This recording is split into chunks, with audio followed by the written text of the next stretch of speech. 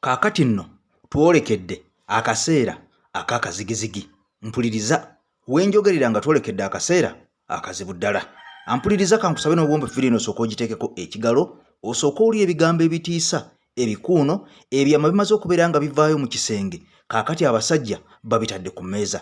Ebyali eby'ekibiina nkugambye batandise okubeera nga babijjayo nga babiteeka mu lwatu. Nze Eke Master tutambula ne Haji Miti omusajja nga musomi wa ddwa. Kale banga olina ekizibu mukwano gwange mpuliriza ekya buli kala Haji Miti nakugamba ennamba eyo gy'olaba ku screen yawo ogikoonako bukoonyi mu mbeera yonna wanajja kumalira obuzibu. Kati mukwano gwange mpuliriza wuliriza ebigambo bino bikyalanda nga byongedde okufuuka namulanda ng'amabere g'embwa. Ebigambo byongedde okubeera nga bisajjuka. Ebyama nkugambye timaze okubeera nga biteekebwa ku mmeeza. Kati wulira Honorable Lutamaguzi mukwano gwange mpuliriza ogenda kubeera ng'oli ebigambo ebizito byaleese mukwano gwange mpuliriza. Kyokka ng'ate waliwo n'amawulire ag'omunda agalaga nti meeting eyakolebwa wali eri ku Kavule e Makerere ampuliriza eyali yekwata ku musajja ono amanyiddwa nga Honorable Mathias Mpuuga akikira abantu b'e Masaka. Abantu abali mu meeting eno kyannaku nnyo kyewuunyisa kikuba encuku kitiisa baali banene nnyo mu kibiina kino. Kyokka ng'omusajja ono bwe yavuddeyo ne yeegaana ebintu bino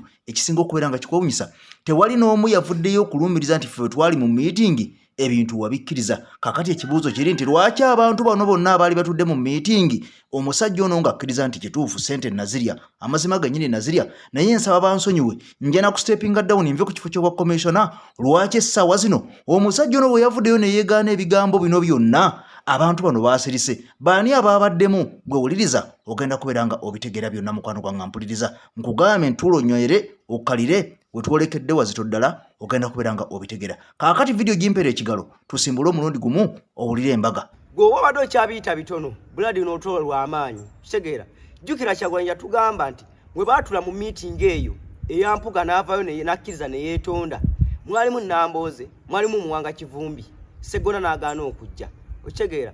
Naye Mpuuga essaawa eno kati atambula ayogera nga yeegaana byayogera era ng'alaga ssente yazifunira mu mateeka. Ne Nambooze ne Muwanga Kivumbi tebasobola vaayo kukyogerako nti omusajja alimba wali yayogera birala naye nga te Nambooze mujjukira ng'akuba Mao bubi nnyo ku ssente za Museveni lwansonga Mao teyali muki teyali Muganda okitegeera. Kati kuwono basirise okitegeera ti abantu bakakundi ka DP block wadde balina mission nti nga bagala gisula mu Kyagulanyi bamusuule wali nga akalukala atyotuuka bamusuule abantu bamwejjemu obwesige batya badde bagala Mpuuga ajje aleete ssente mu kibiina alye ssente yeetondere Kyagulanyi nga bwe babadde mu meeting wamala omwetondera Kyagulanyi asirike amusonyiwe batuke essaawa y'akalungi atyotuuka biveeyo nti Mpuuga yafuna ssente mu gavumenti yali ya ssente ng'akyali leader of opposition. Mpuuga aveeyo agambe ekituufu zo ssente nazirya naye ne president wange namugambako. Awo bannamboozi balabye nga bavuddeyo ne Muwanga Kivumbi okukolereza Mpuuga nti ekituufu Mpuuga ssente yazirya naye naffe twaliwo ng'agambako ku president okitegeera. Awo Bannayuganda bandigambye nti bano abantu balya ssente za gavumenti ne Kyagulanyi ne basirika Kyagulanyi naye bamugambako n'addeyo n'asirika. Awo obwesige bwali badde buvuddeyo nga omuntu asobola okujja n'agamba bulijjo tubagamba Kyagulanyi akola ne Museveni nga mukola ki kati obujulizi buubwo. Awo baba DP block bandi badde banoonyeza bamaze okukola ki okumusuula eri okitegeera. Ne mission Kyagulanyi gitemedde wakati kati tokugendako ya mulimu gwaffe okulabisa n'okuyambako Kyagulanyi otambuza message eno lwansonga yalinga otala lwana obwomu ne beyayita mu meeting abaliwo ng'abajulizi basiise teyayagala kuvaayo akole ki ayogera. Kaakati nno nga kimaze okubeera nga kikakasibwa nti akakundi k'abasajja bano kaali kazze nga kamaliridde okusuula ekibiina ekya National Platform nga bwe bazze bakola ne ku bibiina ebirala nga bajja babirira munda nga musege. Kaakati ekyewuunyisa nti omusajja bwe yayita meeting President Kyagulanyi Ssentamu Mitembo omusajja ono amanyiddwa nga Sseggona akali amaggwa yasalawo okudoogi nga teyalimu mu meeting eno yayeekweka kyokka nga n'abalala abaalimu baafuuka kyesirikidde ku byali mu meeting. Omusajja ono bwe yavaayo n'abeera nga yeegaana nti ate ssente yazifuna mu mateeka kyokka nga ate mu kusooka yakkiriza nti ekyamazima azifuna bumenyi bw'amateeka. Kaakati nno embeera eyongedde okubeera nga esajjuka nga kino kiraga nti ekibiina kya National Platform omusajja President Kyagulanyi Ssentamu Mitembo amaze okulaga nti musajja kyayimirira ku kigambo kye era abantu bangi nnyo bagenze bamucriticizinga nti ebigambo bino yandibikutte empola n'abikwatira mu kisenge wabula nga ate amawulire amalala galaga nti enkola gye yakuttemu ebintu bino eyabadde entuufu ddala kubanga abasajja bano bamanyi nti nasoma nnyo bamanyi nti bayinommo bamanyi nti baludde mu by'obukulembeze kyokka nga ate ekisinga okubeera nga kikwewunyisa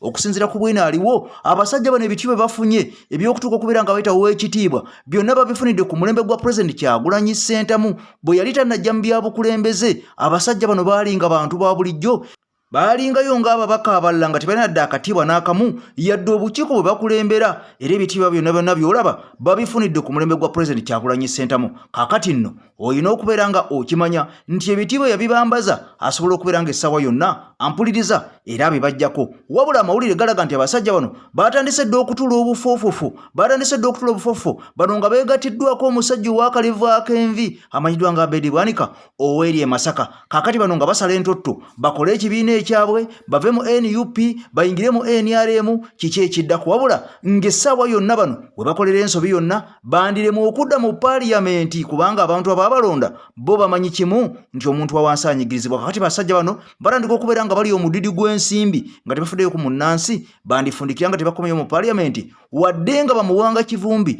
babadde balaga nnyo nti bakola nnyo naye nga ampuliriza UNUP bagirira munda nga musege. Njagala oli obubaka bwa President Kyagulanyi Ssentamu Mitembo ono agambye nti kabeerwale kabe Katonda kobe wa bitiibwa ebyenkana bitya bw'okola ensobi mu NUP oyogerwako era ojja kugibwako ne kaadi ofundikire engozeeyo gye wava. Emyaka mitono egiyise ekibiina kya FDC gye lyali essuubi lya Uganda nena kyemalira nga kisensera yayita mu deputy president waabwe ate nga deputy president wa Buganda ate nga yali wa kitiibwa. Era sente za Museveni bwezito bwezasensera okumaliriza nga bakimazeewo.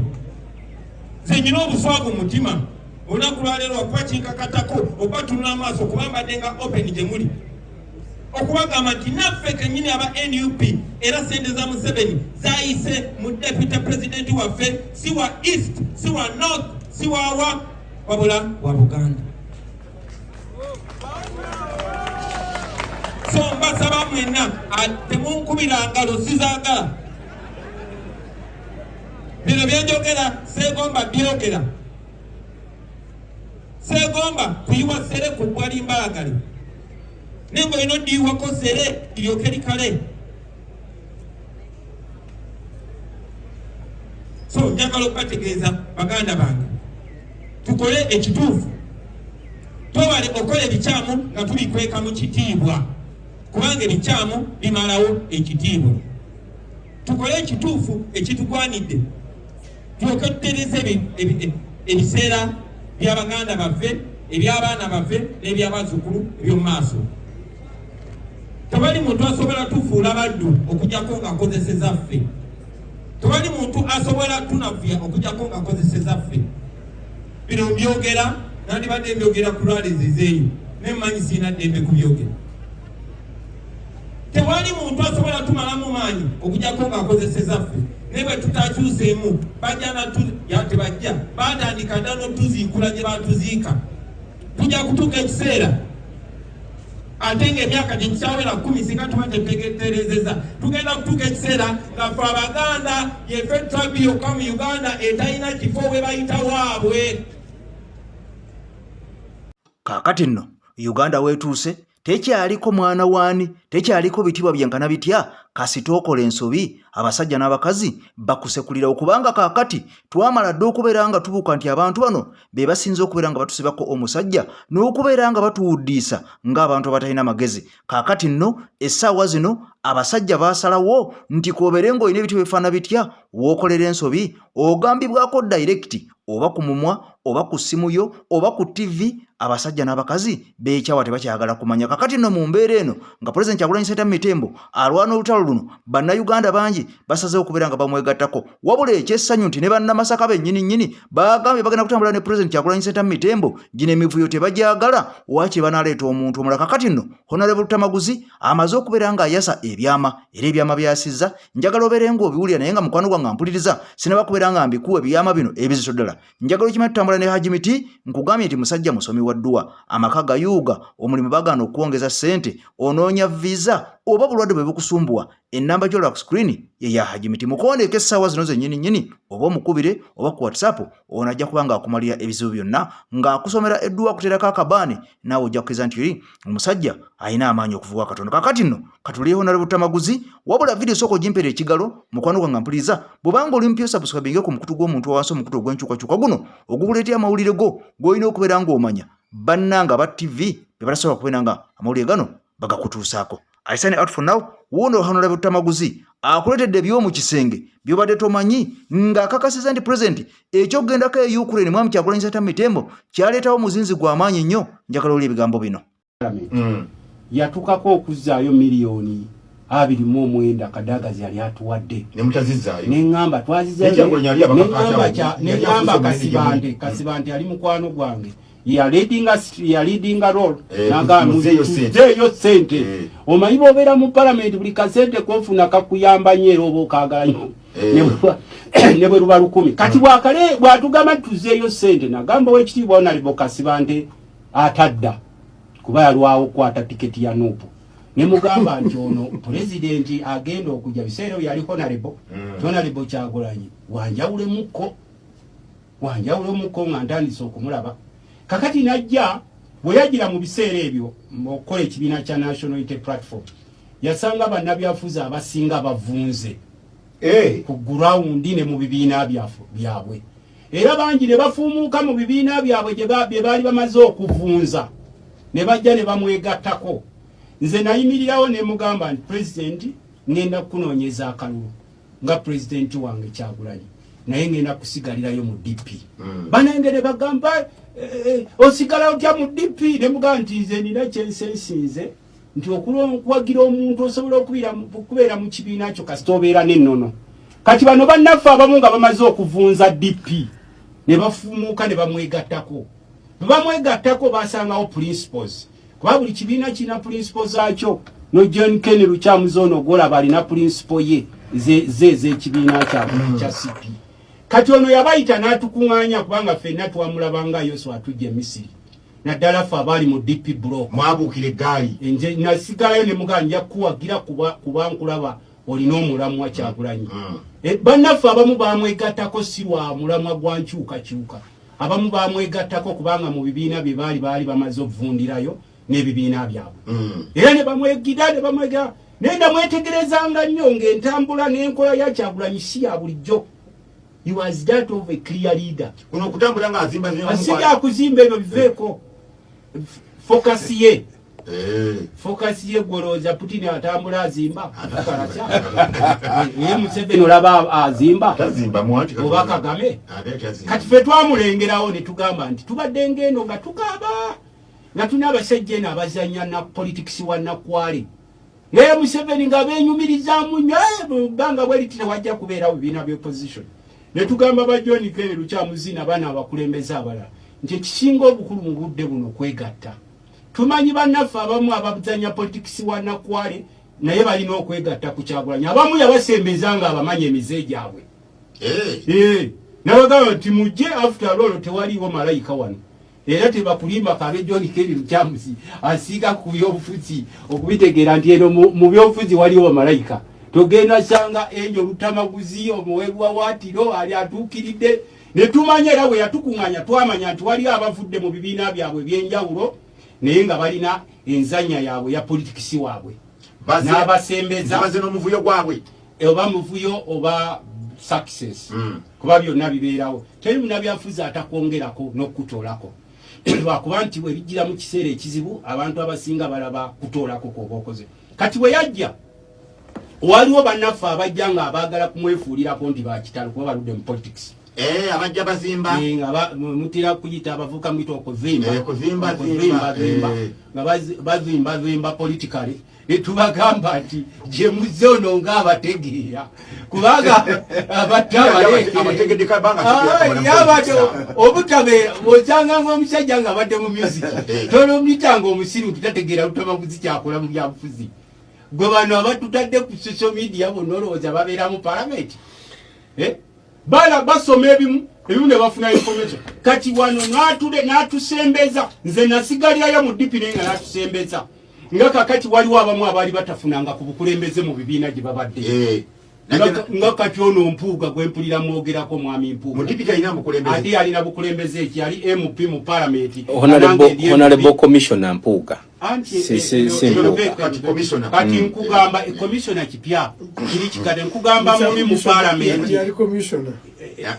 teyali kati nze nsebo nze ndi mu parliament ati bwana atali kubipya ona yo kyeyali kino gambe ekipya nkyasi kusimira wali mu parliament ye ewe twali mu parliament ye 10 nze ndi nali shadow minister w'ebyettaka era nebaza nnyo owekitiibwa Kiza Besigye ne government yabwe ne ba John Kennedy Kyamuze batula mu coalition eyo ne batandika otuwobufo ebya opposition mu parliament. Mpuuga teyalina kifo kyonna, yali ordinary member.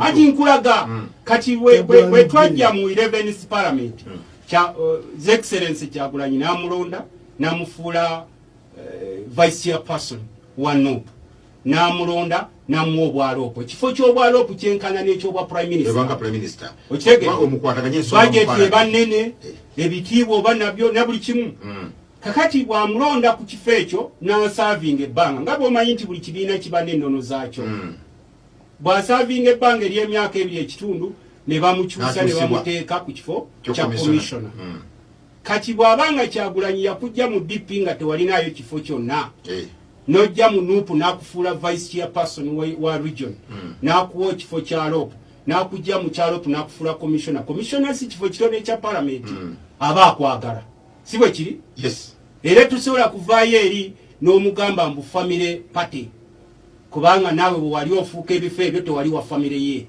kakati ffe balutamaguzi nze nasigalayo mu DP kuba mu DP ebadde emizanyo gya nakwale mingi era olwaleero kizibu nnyo okusanga opposition asobola okwogera ku Mao okujjako lutamaguzi kubanga Mao ali ku front line agamba nzigiraayo bomu okugyeyo bazoka